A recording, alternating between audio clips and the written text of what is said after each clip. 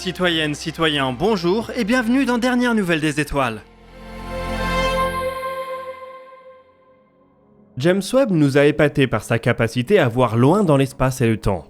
Il a pu dévoiler des galaxies très anciennes et à la surprise générale, il a montré à quel point elles pouvaient être massives et matures très rapidement après le Big Bang. Ces découvertes vont devoir faire l'objet d'observations supplémentaires qui déboucheront peut-être sur une modification du modèle de formation des galaxies.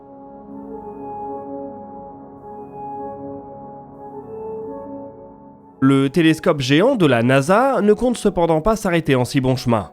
Au centre des galaxies, il y a bien souvent des trous noirs supermassifs et comprendre ces derniers peut nous aider à comprendre comment les galaxies se sont formées. Dernièrement, James Webb s'est adjoint les services de Chandra, un observatoire spécialisé dans les rayons X. Ensemble, ils ont observé une lentille gravitationnelle et surtout l'objet en arrière-plan qu'elle permet de grossir, un quasar. Les quasars sont des noyaux galactiques très lumineux. Leur débauche d'énergie est due au gaz qui tombe vers le trou noir central.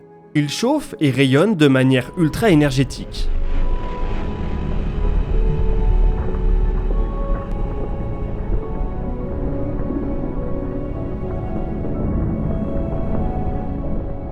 En observant un quasar, James Webb et Chandra ont donc observé un trou noir supermassif. Et ce dernier prend la couronne du trou noir le plus ancien jamais connu. Il était actif moins d'un demi-milliard d'années après le Big Bang. Et ce n'est pas un poids plume. Sa masse est estimée à 10 fois celle de Sagittarius A étoile, le trou noir supermassif qu'on trouve au centre de la Voie lactée. Il représenterait ainsi une fraction très importante de la masse totale de sa galaxie hôte.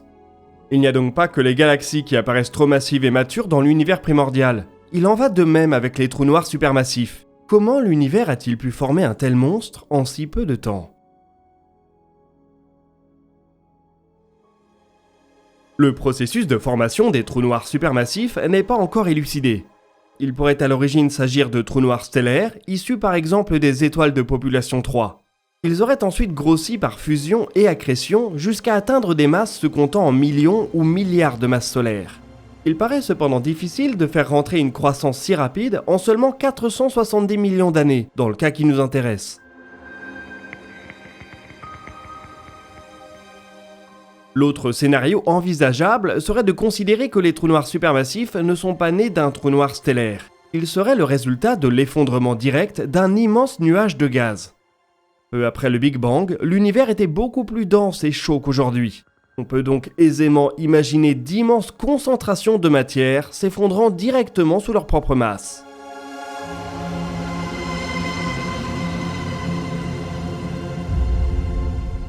Si on saute ainsi la case étoile, il est possible de voir beaucoup plus grand. Des trous noirs de centaines de milliers de masses solaires pourraient ainsi se former spontanément pour ensuite continuer à grossir à un rythme plus lent, par accrétion. L'observation de James Webb et Chandra tendrait plutôt à accréditer ce mécanisme de formation. Il faut en effet un premier trou noir très massif pour expliquer une telle taille si tôt dans l'histoire de l'univers. Il est également possible que les deux mécanismes cohabitent et que certains trous noirs supermassifs soient nés par effondrement direct, tandis que d'autres ont pris leur temps pour grossir à partir d'un trou noir de base beaucoup plus petit.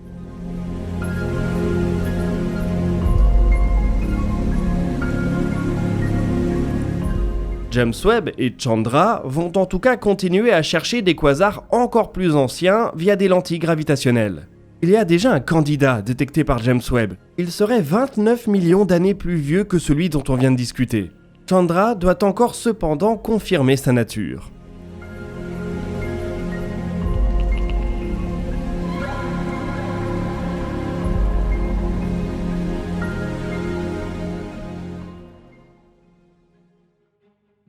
On continue ce DNDE avec une nouvelle que vous attendiez tous. On a enfin une date pour la deuxième tentative orbitale du Starship et c'est cette semaine, vendredi même, si tout se passe bien.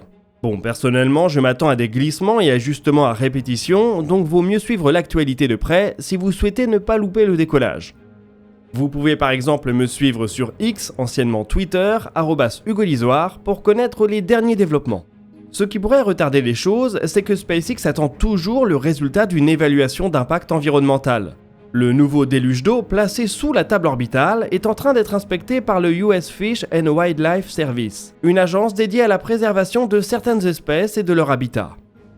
D'une certaine manière, on peut donc voir ça comme un coup de pression de la part de SpaceX. Mais ne vous y méprenez pas, tant qu'il n'y a pas d'autorisation, il n'y aura pas de décollage possible. Cela pourrait être un jour comme 2 mois. Il y a d'ailleurs de bonnes chances pour que la situation ait déjà évolué entre le moment où nous écrivons cette vidéo et le moment où vous la visionnez.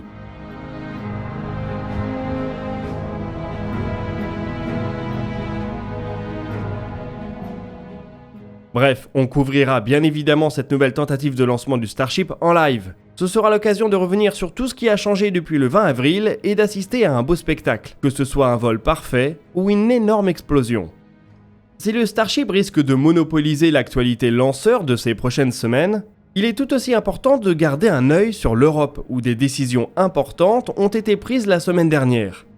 Lors du sommet de Séville, les ministres des nations de l'ESA se sont entendus sur plusieurs points importants. Le premier concerne le financement à moyen terme d'Ariane 6 et de Vega C. Les Européens ont convenu d'une enveloppe de soutien annuel, 340 millions d'euros pour Ariane 6 et 21 millions pour Vega C. Voilà qui devrait assurer la pérennité de ces programmes.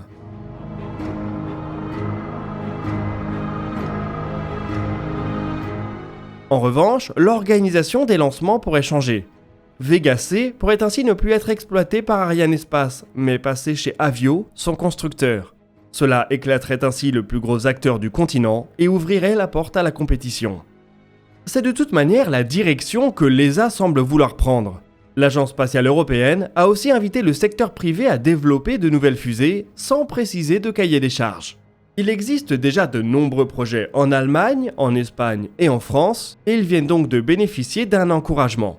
Fini donc les grands projets européens et place à la compétition. À mon humble avis, cela signifie déjà qu'il y aura plus d'une candidate à la succession d'Ariane 6. C'est une adaptation au modèle américain du New Space, où les coûts et la vitesse d'exécution sont maîtres mots. Nous verrons si cela fonctionne aussi bien par chez nous.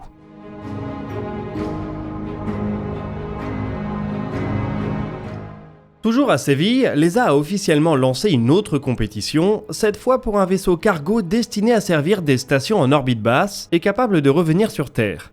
On avait déjà rapidement évoqué cette initiative sur la chaîne et on connaît par ailleurs les premiers prétendants, à savoir le vaisseau Nyx de The Exploration Company, l'Argo de RFA et éventuellement Suzy chez Ariane Group.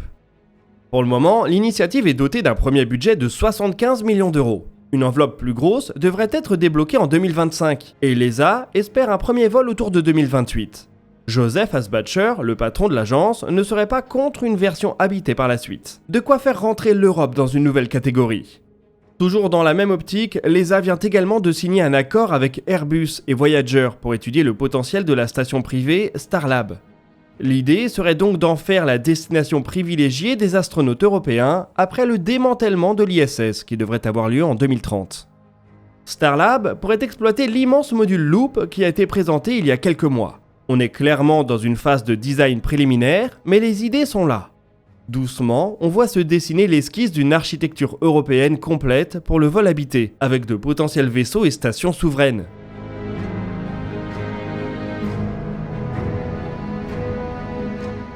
Il faudra accélérer sur la seconde moitié de la décennie pour donner vie à ces projets.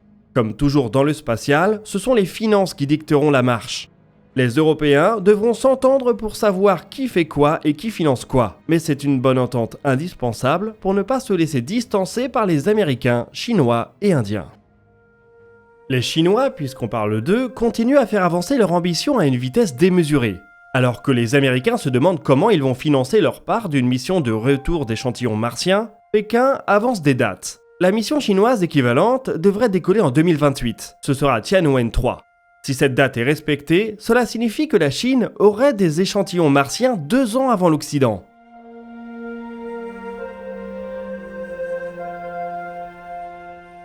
Ce n'est donc pas qu'une simple course à la Lune qui est lancée, mais un défi dans tout le système solaire. Une mission de retour d'échantillons peut être vue comme la dernière étape avant une mission habitée. Elle en reprend toute l'architecture, mais à petite échelle. Il ne serait donc pas étonnant que dans les années 2030, on voit la Chine commencer sérieusement à travailler sur le voyage habité martien. Ces perspectives ne paraissent plus si lointaines que ça. Les temps de développement étant très longs, les décisions nécessaires ne doivent plus trop tarder.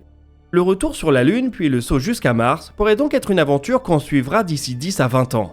Comme dans les années 60, la démonstration de puissance entre deux blocs rivaux pourrait en être le principal moteur. Le paysage géopolitique pourrait encore bien changer d'ici là, et il ne serait pas surprenant que l'Inde, par exemple, devienne un acteur majeur d'une éventuelle exploration martienne. On se projette loin, mais il est nécessaire de le faire. Les décisions sur les lanceurs, les infrastructures et les budgets qui sont prises aujourd'hui conditionnent ce qu'il sera possible de faire demain.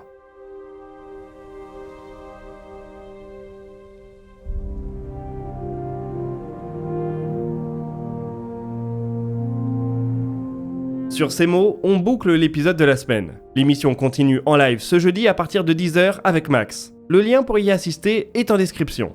N'hésitez pas à partager vos questions dans les commentaires, on y répondra dans l'espace commentaire qui lui sortira ce dimanche. Vous pouvez trouver nos sources et nos réseaux sociaux dans la description. On se revoit dans 2 jours pour le dossier de l'espace, et d'ici là, citoyennes, citoyens, portez-vous bien.